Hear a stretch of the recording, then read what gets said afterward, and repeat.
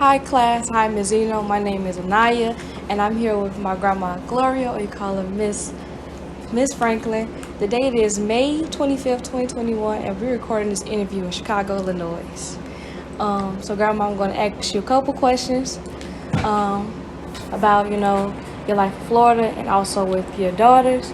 So we're going to do it quick and easy and make sure these questions are comfortable with you asking. So first question is, how was life when living in Florida? Well, from the time that I could remember, everybody said we were poor, but I don't remember being poor because we come from a big family and there was always enough. There was enough food, there was lights, there was gas, there was family. So I don't remember, when somebody else say, "Well, oh, we had a bad time in Florida." I remember when people told me I was poor. I'm like, who you talking about, me? I'm not poor. So I don't really have the only regrets that I experienced in Florida was seeing my mom being treated as a slave. Slavery was gone, but she was still being treated like a slave. That's the only thing that I remember that I didn't like, being raised in Florida. Okay. Another question I was want to ask you, how did it made you and your siblings feel when y'all saw your mom was getting treated that way? Well, at the particular time, you could not question what your mother did. You could only help her get through what she was going through. So if she went to work and cleaned 45 rooms at a hotel that we were not even allowed to stay in, all you did was went and helped her clean up. You could not voice your opinion about what she was doing. As we got older, my older sister and my older brother did sue the state of Florida for her not having minimum wage at one laundromat that she was working for. They really didn't even pay her minimum wage.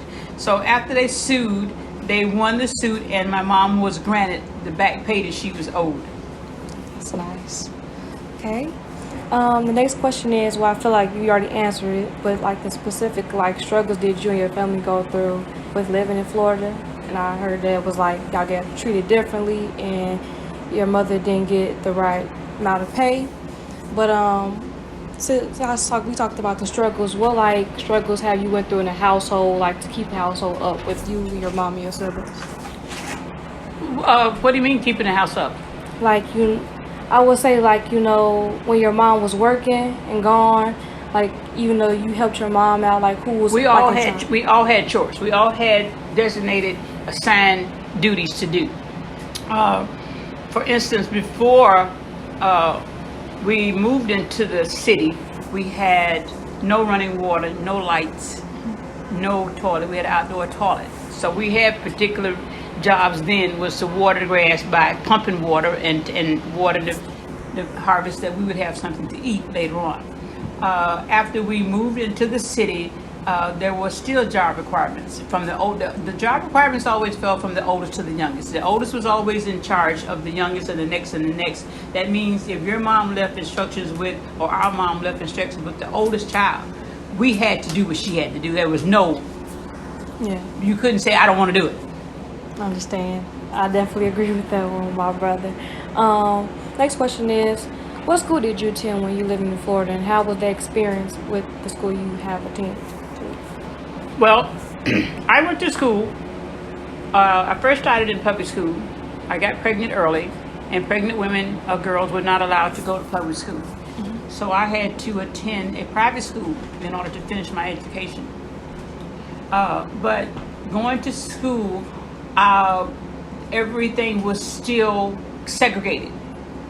The year that I graduated from high school, I never experienced going to school with Caucasians or people, Indians. We all had to be separated. The year that I graduated in 1970 was the first year that they integrated all black schools and put 10 white people in there to say, okay, we segregated. They kept them in there for about a year, and all white people went back to, because they were being bussed in just like we were being bussed out. Everybody went to their original positions. So the segregation is still there now, but it's segregated.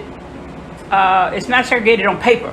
is segregated in being there because you don't have a lot of black kids still going to school with white kids. Okay. So, next question I also have for you is when I know that you told me when you was 19 you left Florida. Was leaving Florida a hard decision for you, or like was you worried that anything was gonna happen when you left Florida?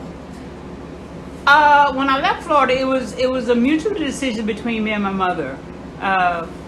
She felt my sister moved here first, and she felt like that if I moved here with my sister, I would have a better chance of survival with the children that I had, and that was the only struggle I had. I didn't feel any regrets about it. I was glad I did come.